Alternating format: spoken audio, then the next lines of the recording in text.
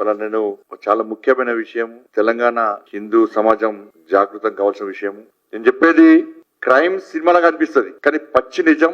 Kerala files సినిమాలో ఎలాంటి దారుణాలు జరిగినాయో ఇవాళ హైదరాబాద్ ఫైల్స్ సినిమా తీసేంత స్థాయిలో ఇవాళ దారుణాలు ఇలా చార్మినార్ ప్రాంతంలో జరుగుతున్నాయి.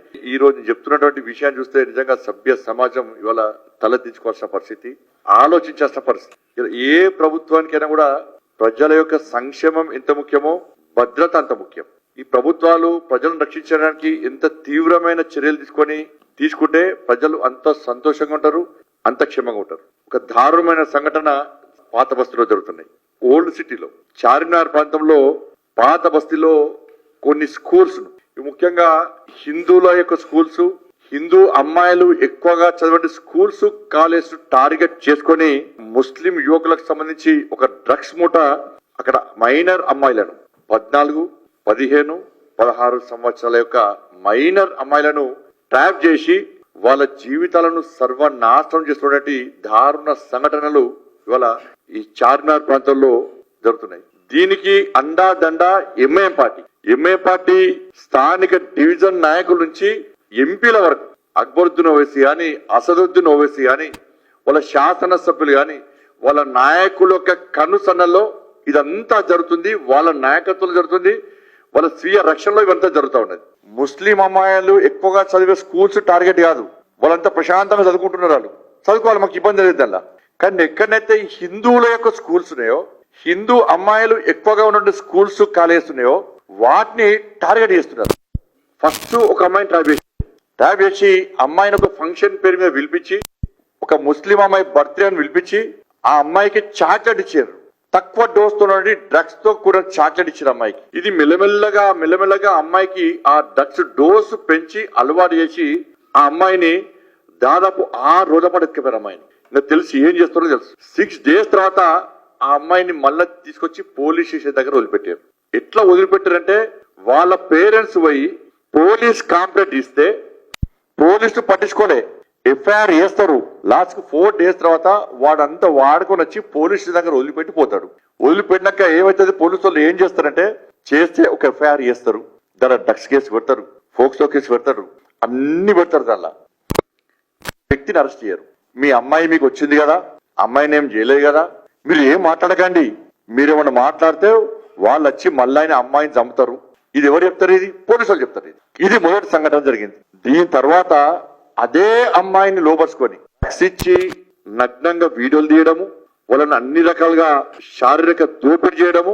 మీరు బయటికి పోయి ఏమన్నా చెప్తే ఈ వీడియోలు సోషల్ మీడియాలో పోస్ట్ చేస్తాం, మీ కాలనీ ఏరియాలో పోస్ట్ చేస్తాం, మీ స్కూల్ గ్రూప్లలో దీన్ని సర్క్యులేట్ చేస్తాము, మీ అమ్మానాలను చంపేస్తాం. ఆదిల్ అలియాస్ అజీజ్ వీడు ఈ పాల్తీగాడు ఒక్క కేసు కాదు, వీడు గ్యాంగ్ లీడర్. వీటితో పాటు పెద్ద డ్రగ్స్ గ్యాంగ్, ఇదో పెద్ద రాకెట్. ఇది వీని గ్యాంగ్ లా దాదాపు 30-40 మంది కంటే ఎక్కువ మంది వీని గ్యాంగ్ లో ఉంటారు. వీళ్ళంతా కూడా ముస్లిం యువకులు. వీళ్ళందరూ కూడా డ్రగ్స్ కి అలవాటు అయిపోయింది. ఈ అమ్మాయి మళ్ళా అమ్మాయిని తీసుకుపోయారు. వాళ్ళు తీసుకుపోయిన తర్వాత పోలీస్ స్టేషన్ పోతే పట్టించుకోలే పోలీసు వాళ్ళు. మళ్ళీ అమ్మాయి వస్తుంది కదా, వచ్చినప్పుడు తీసుకుపోండి. ఇది సమాధానం, అక్కడ కొంత అధికారుల సమాధానం. ఎవరు చంపరు, ప్రాణాల్సి వస్తే సరిపోతుంది కదా మీకు. ఇది లోకల్ కానిస్టేబుల్ తో పాటు పోలీసు వాళ్ళు ఇచ్చే సమాధానం. అక్కడ అమ్మాయి రాలే. లాస్ట్ కు చూసిన తర్వాత మా అక్కడ గోషామహల్ జిల్లా అధ్యక్షుడు ఉమా మహేందర్ గారి దగ్గరికి వాళ్ళు పేరెంట్స్ పోయిన తర్వాత పోలీస్ స్టేషన్ ఉమా మహేందర్ గారు పోతే ఎఫ్ఐఆర్ చేస్తలేడు. లాస్ట్ కు ఎఫ్ఐఆర్ చేస్తారా చేయరా అని ప్రశ్నించక ఎఫ్ఐఆర్ చేసిన తర్వాత పట్టుకొస్తలేరు. నాకు ఫోన్ చేసిన తర్వాత నేను మా లీగల్ సెల్ ఆంతో రెడ్డి గారికి ఫోన్ చేసి దీని మీద నేను ఢిల్లీలో ఉన్నా, మణిపూర్ లో ఉన్నా, దీని మీద సీరియస్ చూడండి అని చెప్పిన తర్వాత ఏబిఎస్ కార్పొరేట్ పిటిషన్ చేస్తామని మా అడ్వకేట్స్ చెప్పిన తర్వాత అప్పుడు ఎంత ఘోరమైన విషయం అంటే లోకల్ ఉన్న ఎస్ఐ ఏం చేసింది తెలుసా? ఎవరు పట్టుకపోయినారు అంటే మళ్ళా వాడే ఆదిల్ సార్ అని చెప్పిన వెంటనే గంట లోపల తీసుకొచ్చి పోలీస్ స్టేషన్ దింపేసి వెళ్ళిపోయాడు. వాడికి ఎట్లా తెలుసు? ఆదిల్ అంటోనికి ఎట్లా తెలుసు? ఇప్పుడు అమ్మాయి జూనియర్ హౌస్ లో ఉంది. అమ్మాయి పరిస్థితి ఏంటి అంటే మొత్తం సైకో అయిపోయింది, డ్రగ్స్ కు అడిక్ట్ అయ్యి మొత్తం సైకో అయిపోయింది. ఇక మొదటిసారి పోయిన అమ్మాయిని తీసుకొచ్చి కాలనీ వాసులు అందరూ కూడా ఏం జరిగింది ఏందని వాళ్ళ పేరెంట్స్ ప్రశ్నిస్తే ఆ అమ్మాయి చెప్పిన విషయం ఏంటంటే, ఫస్ట్ నన్ను ఒక ముస్లిం అమ్మాయి వచ్చి నన్ను ఫలానా వ్యక్తుల దగ్గర తీసుకుపోయినాక నాకు ఒక చాక్లెట్ ఇచ్చిండ్రు. ఆ చాక్లెట్ తిన్న తర్వాత నేను మత్తులోకి పోయినా. నెక్స్ట్ డే మళ్ళీ చాక్లెట్ ఇచ్చారు. దాంతో అది ఉండలేక నాకు దానికి అడిక్ట్ అయిపోయి నన్ను మళ్ళా నెక్స్ట్ 5 days తర్వాత మళ్ళీ తీసుకుపోయి నన్ను వీడియోలు చేసిండ్రు. నన్ను ఏ రకంగా శారీరకంగా ఎంత దోపిడియానో ఆ దోపిడీ చేసి నువ్వు బయట పోయి చెప్తే నీ వీడియోలు బయటికి సర్క్యులేట్ చేస్తాము, మీ అమ్మా నాన్నని చంపేస్తాము, మీరు లోకల్ కాదు, మిమ్మల్ని ఎవ్వడు కాపాడలేడు, పోలీస్ అంతా మా వాళ్ళే, ఇలా మేం చెప్పిందే నడుస్తుంది చెప్పి వదిలిపెట్టాక అమ్మాయి డ్రగ్స్ కి అడిక్ట్ అయ్యి రెగ్యులర్ గా పోవడం స్టార్ట్ చేసింది. పోయినాక రాను ఏం చేసిండు వీళ్ళు, నువ్వే కాదు మేము ఏ అమ్మాయిని చూపడితే ఆ అమ్మాయిని నువ్వు తీసుకొని రావాలి మా దగ్గర, మేము ఫలానా అమ్మాయిని టార్గెట్ చేస్తే ఆ అమ్మాయిని నువ్వు తీసుకొని రావాలి, తీసుకొని వస్తే నీకు డ్రగ్స్ ఇస్తాం, లేకుంటే నీకు డ్రగ్స్ ఇవ్వం, డ్రగ్స్ ఇవ్వకపోవడమే కాకుండా నేను ఈ విధంగా టార్చర్ చేస్తాం. ఈ ఒక్క అమ్మాయి చాలా మంది అమ్మాయిలు తీసుకుపోయింది. ఈ మొన్న వచ్చిన అమ్మాయిని తీసుకొచ్చి ప్రశ్నించిన తర్వాత ఆ అమ్మాయి దాదాపు 9 మంది అమ్మాయిల పేరు చెప్పింది. సార్ నేనే కాదు, ఇది నా ఒక్కదానికి సంబంధించిన ఇష్యూ కాదు, నేను చూసినప్పుడే నాకు తెలిసే దాదాపు 9 మంది అమ్మాయిలు అని చెప్పి 9 మంది అమ్మాయిల పేర్లు చెప్పింది. మనకు తెలిసి ఓన్లీ 9 మంది అమ్మాయిలే. ఇట్లా 100 మంది అమ్మాయిలు ఇవాళ అమ్మాయిలను ఈ రాకెట్ తీసుకుపోయి అన్ని రకాలుగా వాడుకొని ఏ విధంగా ఇబ్బంది పడుతుందో ఆలోచించాల్సిన అవసరం. దీనికి సపోర్ట్ ఎవరు? పోలీస్. బాగా చెప్తా పోలీసులను తీసుకొచ్చి పోడు.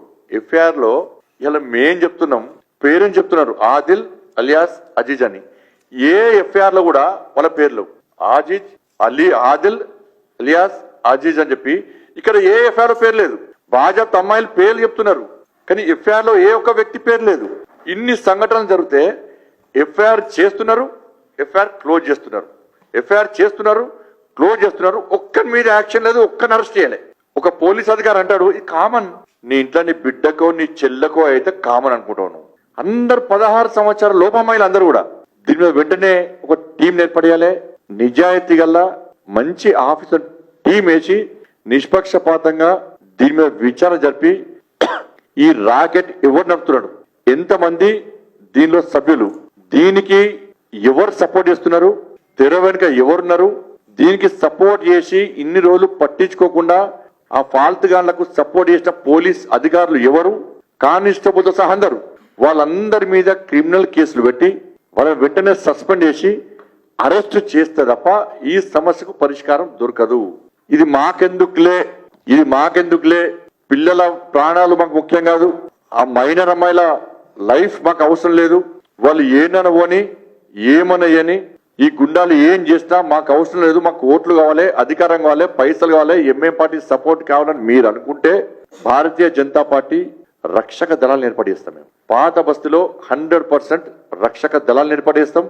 ఈ రక్షక దళాలను నిరంతరం మా హిందూ అమ్మాయిలను కాపాడుకోవడం కోసం పక్కా ఏర్పడేస్తాం. ఇప్పుడే రామచంద్రరావు గారు మా రాష్ట్ర అధ్యక్షులు ఇప్పుడు బయట మాట్లాడిన విషయం అదే, లేదు పాత బస్తీలో రక్షక దళాలు ఏర్పాటు చేద్దామని చెప్పి రామచంద్రరావు గారే నాకు సలహా ఇచ్చారు, చేద్దామని చెప్పి. మేము రక్షక దళాలు ఏర్పాటు చేస్తే యుద్ధం మీకు మాకు స్టార్ట్ అవుతుంది. ఇది శాంతి భద్రత సమస్య వస్తే దానికి సాక్షాత్తు రాష్ట్ర ముఖ్యమంత్రి బాధ్యత వహించాల్సి వస్తుంది. మేము వట్టిగా చేతులు మూడ్చుకొని కూర్చుంటే మీకు అవకాశం ఇస్తున్నాం, మేము నిష్పక్షపాతంగా విచారణ జరపంటున్నాం, ఆ క్రిమినల్స్ మీద యాక్షన్ తీసుకోమంటున్నాం, పోలీసులను కూడా యాక్షన్ తీసుకొని అందరిని అరెస్ట్ చేయమంటున్నాం. మీరు కనుక చేయకుంటే గోరక్షకు సంబంధించి ఏ విధంగా దళాలు హిందూ వాహిని బజరంగ దళాలు వాళ్ళు హిందూ ధర్మ రక్షణ కోసం పనిచేస్తున్నారో పాత బస్తీతో సహా ఈ భాగ్యనగర్ లో రక్షక దళాలు మేము ఏర్పాటు చేస్తే మేము కూడా డ్రెస్ లేని పోలీసుగా మేము బాధ్యతను నిర్వహించు స్టార్ట్ చేస్తే అది శాంతి భద్రత సమస్యగా ఉత్పన్నమైతే దానికి రాష్ట్ర ముఖ్యమంత్రి బాధ్యత వహించాల్సి వస్తుంది. నేనేదో ఆవేశంతో రాజకీయ కోసం చెప్తలేను, బాధతో చెప్తున్నా, ఆవేశంతో చెప్తున్నా. ఇవాళ ఒక్క అమ్మాయి కాదు, 2 అమ్మాయిలు కాదు, 100 మంది అమ్మాయిల జీవితాలను నాశనం చేస్తే రాష్ట్ర ముఖ్యమంత్రి నీ ఇంటెలిజెన్స్ ఏమైంది నీ ఇంటెలిజెన్స్? చీమ చిటుకుమంటే ఇంటెలిజెన్స్ నీకు రిపోర్ట్ ఇవ్వాలి. పొద్దున ఏం జరుగుతుంది, ఈ పార్టీ ఏం చేస్తుండు, ఆ పార్టీ ఏం చేస్తుండు చెప్పడానికి కానీ ఇంటెలిజెన్స్. మీ కాంగ్రెస్ పార్టీ నాయకుల ఆస్తిపాస్తు సంపాదించుకో కానీ ఇంటెలిజెన్స్. ఇప్పుడు ఈ మంత్రి ఏం చేస్తుండు, ఆ మంత్రి ఏం చెప్పుకోవడానికి కానీ ఇంటెలిజెన్స్. ప్రజల రక్షణ గురించి ఇంటెలిజెన్స్ పనిచేయదా? వదిలిపెట్టారు పాత బస్తీని. నాతోని పాత బస్తీని కాపాడడం కాదు అని రాష్ట్ర ముఖ్యమంత్రి స్పష్టమైన చేయమని చెప్పండి. పాత బస్తీలు కేంద్ర బలగాలు పక్కా తీస్తాం హిందువులను కాపాడుకోవడం కోసం, బెంగాలీ హిందూ అమ్మాయిలను కాపాడుకోవడం కోసం, బెంగాలీ హిందూ కుటుంబాలను కాపాడుకోవడం కోసం ఇలా అమిత్ షా గారితో మాట్లాడతాం. కేంద్ర ప్రభుత్వం అంత నిర్ణయం తీసుకుంటుంది. పాత బస్తీలో కేంద్ర బలగాలను పక్కా రప్పిస్తాం. మేము వెంటనే స్పందించకుంటే ఇదే పాత బస్తీలో ప్రభుత్వానికి వ్యతిరేకంగా, ప్రభుత్వం యొక్క మైనార్టీ సంతుష్టీకరణ విధానాలకు వ్యతిరేకంగా పాత బస్తీలో వేల మంది హిందూ యువకులతో రక్షక దళాలు ఏర్పాటు భారీ ప్రదర్శన పాత బస్తీలో పక్కా చేస్తాం. ఇది దేనికోసం అంటే భారతీయ జనతా పార్టీ బ్యానర్ మీద కాదు, పక్కా రక్షక దళాలు ఏర్పడేసి మేము కవాతు నిర్వహిస్తాం. పక్కా 100% పాత బస్తీలో కవాతు నిర్వహిస్తాం. దాని ద్వారా అక్కడ ఉన్న హిందూ సమాజంలో ఒక భరోసా కల్పించడానికి, ఈ కుతంత్రాలు చేసే ఫాల్తనా కొడుకులకు ఒక హెచ్చరిక జారీ చేయడానికి, అరే మీకు పోలీస్ మీ వైపున్నా, ఈ ప్రభుత్వం మీ వైపున్నా, ఎంఏ పార్టీ మీ వైపున్నా, మేము మిమ్మల్ని అడ్డుకోవడానికి సిద్ధంగా ఉన్నామని చెప్పి, హిందూ సమాజాన్ని కాపాడడానికి సిద్ధంగా ఉన్నామని చెప్పి ఒక హెచ్చరిక జారీ చేయడానికి పక్కా పాత బస్తీలో హిందూ యువకులందరూ కూడా కవాతు పక్కా నిర్వహిస్తాం. ఇది జరిగి తీరుతుంది. ఆ అవకాశం మాకు ఇవ్వద్దని చెప్పి రాష్ట్ర ముఖ్యమంత్రి చెప్తున్నాను.